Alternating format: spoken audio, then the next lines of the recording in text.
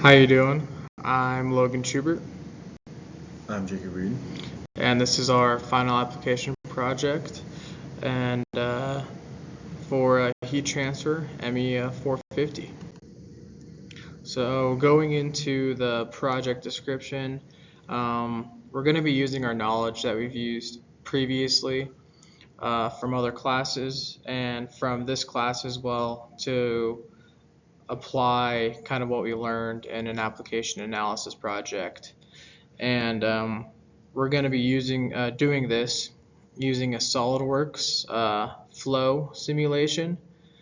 Um, so we are able to determine heat transfer.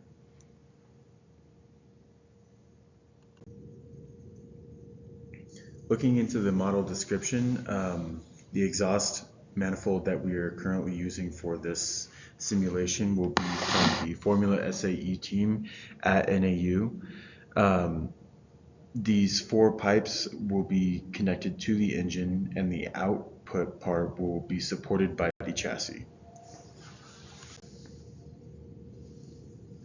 For the inputs and measurements, we just noted some basic inputs. The first one being adiabatic walls, the second one being inlet volume flow. The flow parameter would be 0.03 meters cubed per second, and the pressure would be 25 million pascals. The inlet temperature would be 300 degrees Celsius, and the material we will be using for the exhaust manifold is 1023 carbon steel sheet. Alright, now going into our demonstration video. So in our demonstration video, we kind of have 2 different simulations, which is going to be a surface temperature plot showing where the hottest temperatures is in the system, and kind of like a flow trajectory demo showing where most of the flow is, which also shows where most of the pressure is also going to be. So I will play that right now so you can see that. It's 15 seconds. The first one is going to be the surface temperature plot, kind of showing where all those warmest temperatures are going to be. We found that in the one intake, it's a lot warmer than the other ones. It could be either air from us during the simulation, and then that's the flow trajectory. So you can see the flow runs pretty well through that last tube. Here, let me go back so I can kind of explain. Like the flow runs really well in that last tube. Oh, jeez. But it doesn't flow well in the other 3 intakes. But it has the same kind of temperature going through that entire, even though it should have the highest amount of temperature output towards the end. So then go into our next slide.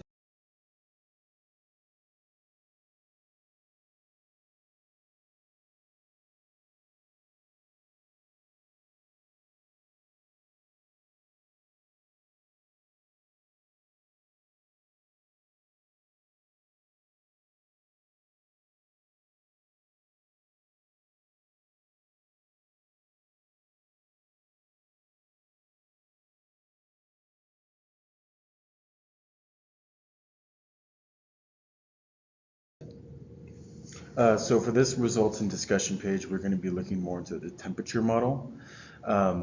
As noted in the last slide, you can tell that the farthest right tube is the most hottest, and it kind of carries through the rest of the tubes, making the other tubes a little bit warmer. But I know it's a little hard to see, but the exiting temperature of the exhaust manifold is about 300 degrees Celsius, which, looking through the chassis and the exhaust material being used, we can tell that it is a little hot for the material, but it can withstand the temperatures. We can also look into finding better material for the exhaust if need be. Looking into this result, this is the flow trajectory.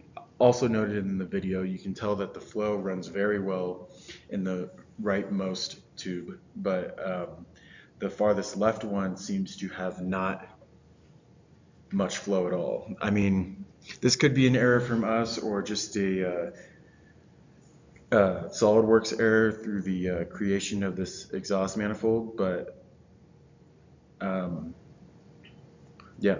To note, this was followed by a tutorial, and that's how we found some of our parameters that were stated in the earlier part of the presentation.